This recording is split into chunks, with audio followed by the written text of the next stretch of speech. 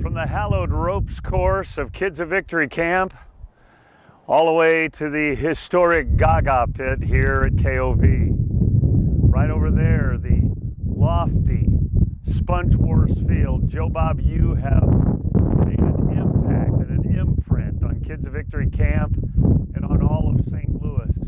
This is a place, Joe Bob, where you have left your mark. But really, Joe Bob, it's here in this prayer room at Kids of Victory where you've made the most impact.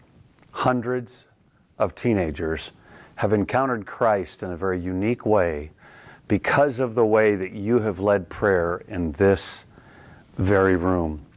Joe Bob, they're celebrating your becoming a man this week in Kansas City, but Joe Bob, you are the man. I am so proud to be an FOJB, friend of Joe Bob.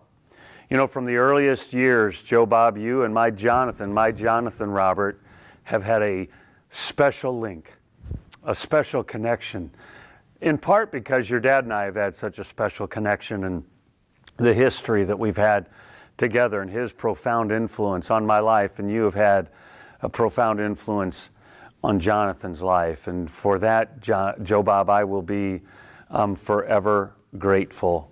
I was praying for you, and the verse came to mind, 1 Peter 4, I think it's verse 10, that says each one of us has received a special gift from God and that we should employ it as good stewards of the manifold grace of God for the good of other people.